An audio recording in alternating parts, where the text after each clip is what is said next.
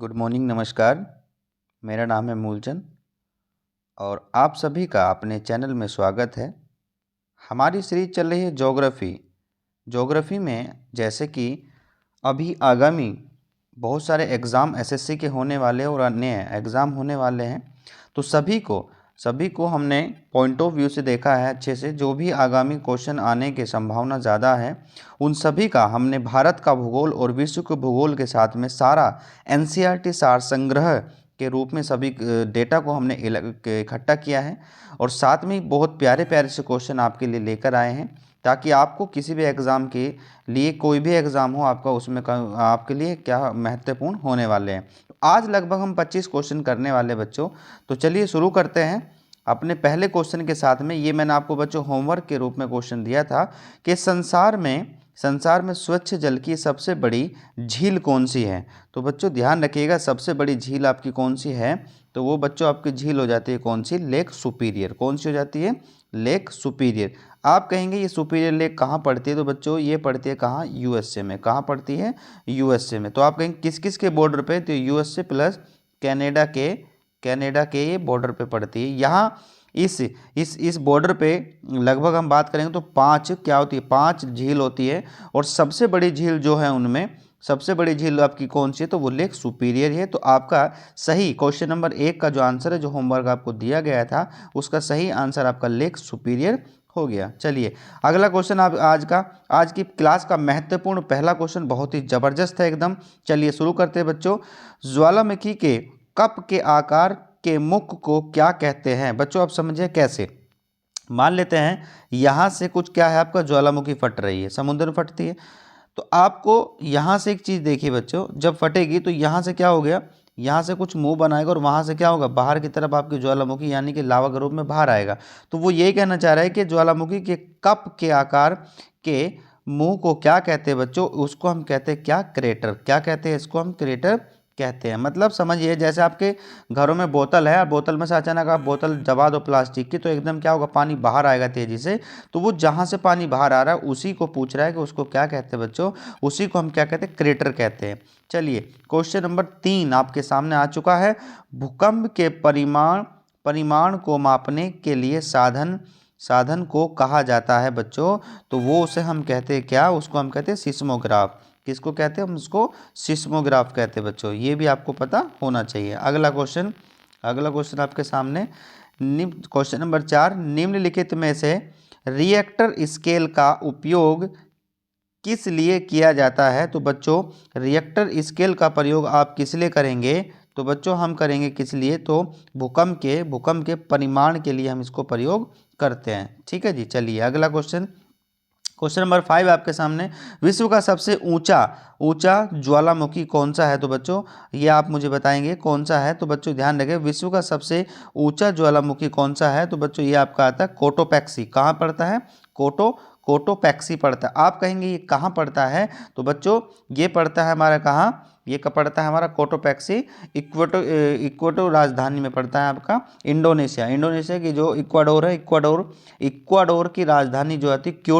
Kyoto में ये पड़ता है आपका विश्व का सबसे ऊंचा ज्वालामुखी। और ये कैसा ज्वालामुखी है, तो याद रखना वालों, ये हमारा कैसा होता है, सक्रिय ज्वालामुखी होता है। कैसा होता है, सक्रिय ज्वालामुखी होता है। कैसा होता है, तो याद रखना सक्रिय ज्वालामुखी। ठीक है जी।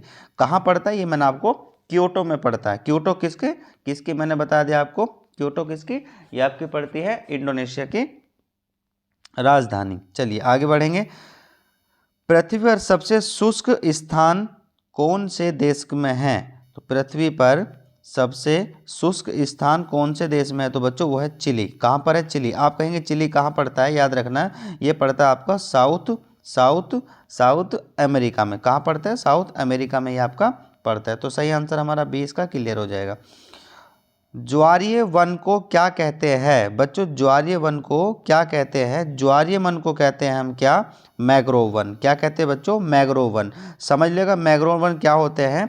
मैंग्रोव वन ये होते हैं जहाँ पर क्या होता है, जहाँ पर ज़्यादा वृक्ष हो प्लस में झाड़ी हो, क्या हो, झाड़ी हो। और ये वृक्ष और झाड़ी क्या हो, जो ये लवणता का जो जल होता है, लवण क्या होता है, लवणीय जल जल जो होता है उसको सहन कर सकता है, उस पानी को क्या कर सकता है, अपने अंदर एब्जॉर्ब कर सकता है, उसी को हम कहते हैं मैंग्रोव वन। जैसे अगर हम बात करेंगे कौन सा आपका भारत में, तो सबसे सबसे बड़ा जो आपका मैंग्रोव वन है वो कौन सा, सुंदरवन का डेल्टा। सुंदरवन कहाँ पे पड़ता है, सुंदरवन आपका पश्चिम बंगाल। ठीक है जी, चलिए आगे। विश्वव्यापी तापन का संभावित परिणाम क्या हो सकता है, तो बच्चों इसके लिए आंसर आपका क्या होता है, इसका समुद्र के स्थल में वृद्धि, फसल के स्वरूप में वृद्धि परिवर्तन और तट रेखा में परिवर्तन। तो सही आंसर आपका डी इसका हो जाता है। अगला क्वेश्चन, ब्यूफर्ट स्केल यानी कि पैमाना से क्या मापा जाता है, तो बच्चों ध्यान रखिएगा, इससे क्या मापते हैं आप, तो बताएंगे इससे मापते हैं हम क्या, इससे मापते हैं हम हवा की गति। क्या करते हैं, हवा की गति इससे मापते हैं, किससे, ब्यूफर्ट स्केल से। तो चलिए अगला क्वेश्चन, उष्णकटिबंधीय वर्षा की विशिष्टता क्या है, उष्णकटिबंधीय वर्षा वन की विशिष्टता क्या है, तो बच्चों इसके लिए क्या आंसर हो जाएगा आपका, इसके लिए होगा अधिक, क्या होगा, अधिक जैव विविधता, यानी कि मैक्सिमम बायोडाइवर्सिटी। तो जैव विविधता कब मनाया जाता है, तो बच्चों याद रखना ये 22 मई को सेलिब्रेट किया जाता है, 22 मई को सेलिब्रेट किया जाता है। अगला, सदाबहार किस्म के वन कहाँ पाए जाते हैं, सदाबहार वन, तो बच्चों ये भी आपको पता होना चाहिए, कहाँ पाए जाते हैं, सदाबहार किस्म के वन कहाँ पाए जाते हैं, तो बच्चों ये पाए जाते हैं हमारे कहाँ पर, भूमध्य रेखा पर। कहाँ पाए जाते हैं, भूमध्य रेखा के क्षेत्र में ये पाए जाते हैं। बिल्कुल सही आंसर डी हो जाएगा। तो 12वां क्वेश्चन आपके सामने, दक्षिण अमेरिका के शीतोष्ण चारागाहों यानी घास के मैदान को क्या कहते हैं बच्चों, उसको हम कहते हैं पंपास। क्या कहते हैं, पंपास कहते हैं। तो इसका आंसर बी आपका इज करेक्ट आंसर हो जाएगा। चलिए, मृदा का लवणीकरण किस कारण होता है, याद रखो बच्चों, मृदा का लवणीकरण किसके कारण होता है, जब अधिक क्या हो जाती है, सिंचाई होने लगती है, तो वहाँ पर क्या आता है, अधिक सिंचाई जहाँ होती है वहाँ पर क्या बन जाता है, आपका लवणीकरण होना शुरू हो जाता है। तो चलिए बच्चों अगला क्वेश्चन नंबर 14 आपके सामने है। तेजी से क्वेश्चन, नंबर्स ऑफ क्वेश्चन हम ज़्यादा करने वाले हैं, इसलिए तेजी से, क्योंकि हम लोग कर रहे हैं रिवीजन। निम्न में से किस कारण से वनों के लिए विशाल क्षेत्र रखने की आवश्यकता है, तो बच्चों आप सभी को पता है इसकी क्या है, आपको वनों के लिए विशाल क्षेत्र रखने की आवश्यकता है। तो हम किसके लिए, कार्बन डाइऑक्साइड के अवशोषण के लिए हमें ये जरूरत पड़ती है। तो सही आंसर हमारा इसका ए इज करेक्ट आंसर। चलिए अगला क्वेश्चन नंबर 15, पशु और पौधों की जाति में सबसे बड़ी विविधता कहाँ पाई जाती है, तो बच्चों ये कहाँ पाई जाती है, आप मुझे बताएंगे। पशु और कहाँ पर, पौधों की जातियों में सबसे बड़ी विविधता कहाँ पाई जाती है बच्चों, तो ये पाई जाती है हमारी कहाँ पर, तो ये पाई जाती है हमारी शीतोष्ण पर्णपाती वनों में। कहाँ पर है, पर्णपाती वनों में। कहाँ पर, तो ए इज करेक्ट आंसर आपका हो जाता है। कॉफ़ी होती है, जो कॉफ़ी आप पीते हैं वो ज़्यादा कहाँ होती है बच्चों, तो ये भी आपको पता होना चाहिए, कहाँ पर होती है, तो आप कहेंगे कहाँ पर आती है, ये आपकी आ जाती है उष्णकटिबंधीय झाड़ी। कहाँ पर आती है, उष्णकटिबंधीय झाड़ियों में पाई जाती है। ठीक है जी, उष्णकटिबंधीय झाड़ी, यहीं से आपका रबड़ भी आती है। ठीक है, रबड़ भी आ जाती है, साल सागौन सब हम यहीं से ही प्राप्त करते हैं। तो सी आंसर इज करेक्ट हो जाएगा। अब देखिए फिर से आ गया, तो यहाँ से कहेंगे साल और सागौन के वृक्ष निम्नलिखित में से किस प्राकृतिक वनस्पति पट्टी में पाए जाते हैं, तो ये पाए जाते हैं कहाँ पे पाए जाते हैं, जैसे मैंने आपको पीछे बताया बच्चों, उष्णकटिबंधीय शीतोष्ण वन में ये सब चीज़ें पाई जाती है। कहाँ पर पाई जाती है, ये पाए जाते हैं आपके कहाँ, साल और सागौन कहाँ पर आते हैं, उष्णकटिबंधीय शीतोष्ण वन में ये सब चीज़ें पाई जाती है। तो ये भी आपको पता होना चाहिए। तो B A is correct answer हो गया आपका। चलिए क्वेश्चन नंबर 18, कहाँ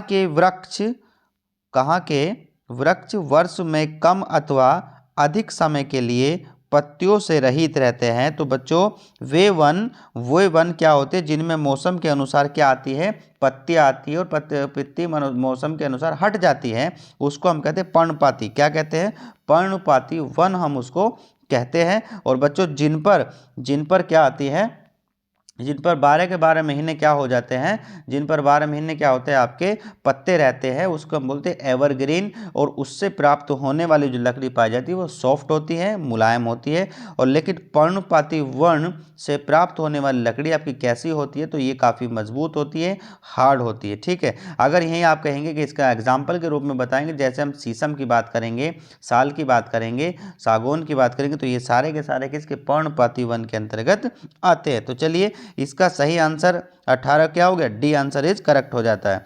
विश्व में सबसे बड़ा मैंग्रोव वन निम्नलिखित में से कौन सा है, तो बच्चों मैंने अभी बताया था कहाँ पे पड़ता है, सुंदरवन। कहाँ पड़ता है, सुंदरवन पड़ता है। मैंने आपको इसके बारे में बताया कि सुंदरवन वो जहाँ पर पेड़ और वृक्ष वृक्ष का झुंड ज़्यादा होता है, और वहाँ पर क्या होता है, जो भी आपका लवणीय जल होता है उसको क्या कर ले, एब्जॉर्ब करने की कैपेसिटी, उसी को हम क्या कहते हैं, मैंग्रोव वन कहते हैं बच्चों। चलिए आगे बढ़ेंगे।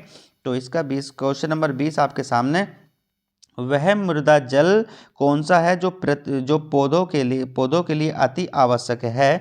तो हम सभी को पता है मिट्टी से जो पौधों की जड़ों में पानी जाता है तो वो सिर्फ एक ही वजह से जाता है, और वो से हम कहते हैं कैपिलरी वाटर, यानी कि केसी का जल उसको हम कहते हैं। तो आपका B answer is correct answer हो जाता है। अगला, किस उष्णकटिबंधीय खाद्य फसलों के लिए कितना 27 डिग्री से या का तापमान कितना हो जाता है, 100 सेंटीमीटर से अधिक वर्षा की आवश्यकता पड़ती है। तो उसको हम कौन सी कृषि या कौन सी क्रॉप या कौन सी फसल कहते हैं, उसको हम कहते हैं क्या, चावल। क्या कहते हैं, चावल। चावल को हमारी इरिगेशन करने के लिए सबसे ज़्यादा पानी की आवश्यकता होती है। क्वेश्चन नंबर 22, निम्न में से रबी की फसल कौन सी है, निम्न में से रबी की फसल कौन सी है। तो बच्चों याद रखें, रबी की फसल सर्दी की फसल होती है, और जब सर्दी की बात आती है तो सर्दी की फसल आप एक ही बात है, चना। क्या होती है, चना। कपास हो गया, मूंगफली होगी, और क्या होती है, पटसन होगी। ये सारी की सारी आपकी कैसी, खरीफ की फसल है, यानी कि हम कह सकते हैं गर्मी की फसल है। ठीक है जी, चलिए आगे।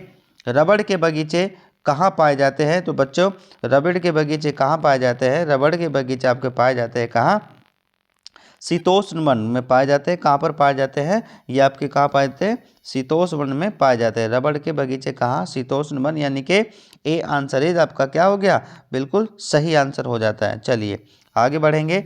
ऊन का सबसे ज़्यादा उत्पादन करने वाला देश कौन सा है। तो बच्चों ऊन सबसे ज़्यादा कहाँ पाई जाती है, बच्चों ध्यान रखिएगा, ऊन सबसे ज़्यादा पाई जाती है कहाँ, ऑस्ट्रेलिया में। कहाँ पाई जाती है, ऑस्ट्रेलिया में ये पाई जाती है। तो ये भी आपको पता होना चाहिए। अगर आप कहेंगे लगभग कितने परसेंट टोटल पाई जाती है, 25% अकेली कहाँ पर आती है आपकी टोटल ऊन, कहाँ पे, ऑस्ट्रेलिया से ही प्राप्त होती है। चलिए, वैश्विक खाद्य उत्पादन में अधिक योगदान करने वाली 3 फसलें कौन सी है बच्चों। तो वे हमारी कौन सी 3 फसलें कौन सी है, यानी कि बात रही खाद्य जिसका आप आसानी से यूज कर सकते हैं अपने खाने में। पहले गेहूं आती है, चावल आती है, मक्का आती है। तो आपका D answer is correct answer हो जाता है। 26 का क्वेश्चन आपके सामने आ गया है। चलिए सेकंड लास्ट क्वेश्चन आपके सामने है, अच्छे से आंसर दीजिएगा कि पृथ्वी तल के नीचे के पिघले हुए चट्टान को क्या कहते हैं। पिघले हुए चट्टान को आप क्या कहते हो बच्चों, उसको हम कहते हैं क्या, मैग्मा। क्या कहते हैं, वह मैग्मा जो किसी भी प्रेशर के कारण क्या हो, जब वो भूमि से अंदर पहुंचता है तो लावा का रूप ले लेता है, और जिसके कारण हमारी क्या होती है, एक नई चट्टान का निर्माण होता है, जिसका नाम क्या होता है, इग्निशियस रॉक होता है, यानी कि आग्नेय चट्टान होता है। तो आपके 26 नंबर क्वेश्चन का आंसर क्या हो गया, डी आंसर इज करेक्ट हो जाता है। अगला बात करेंगे तो ये आता है आपका ज्वालामुखी पर्वतमाला सामान्य कहाँ पाई जाती है। तो ज्वालामुखी सबसे ज़्यादा कहाँ होती है बच्चों, याद रखना, प्रशांत महासागर में। कहाँ पर होती है, प्रशांत महासागर में होती है। तो आपका सही आंसर 27 का कहाँ पे, A option is correct answer हो जाता है। अगला 28, ठीक है, ये क्वेश्चन आपके लिए क्या है बच्चों, 28 क्वेश्चन है आपका, और ये आपके लिए होमवर्क है। तो बच्चों सभी लोग ये जरूर बताइएगा कि आज की क्लास कैसी लगी, आपको कितनी पसंद आ रही है, क्या हम इसकी सीरीज आगे बढ़ाएं, क्या आपके लिए एग्जाम के अगर आप तैयारी कर रहे हैं तो ये बताइए कि आपके अच्छे अच्छे क्वेश्चन आ रहे हैं। मैं जितने भी आपके आगामी कोई भी पेपर होने वाला है उसके लिए जितने भी बेहतरीन क्वेश्चन हो सकते हैं आपके एग्जाम के लिए, वो सब के सब इंपॉर्टेंट क्वेश्चन आपके लिए लेके आता हूँ, और हर एग्जाम में इसी तरह के क्वेश्चन आपको देखने के लिए मिलते हैं। तो बच्चों ये होमवर्क है, जरूर आपके कमेंट्स बॉक्स में इसका आंसर दीजिएगा, और मैं कल इसका आंसर बहुत बेहतरीन और अच्छे से एक्सप्लेन करके फिर बताऊंगा। तो बच्चों तब तक अपना ख्याल रखिए, तब तक अपना जो है अच्छे से पढ़ाई करते रहिए। Thank you, have a nice day, good night, bye bye.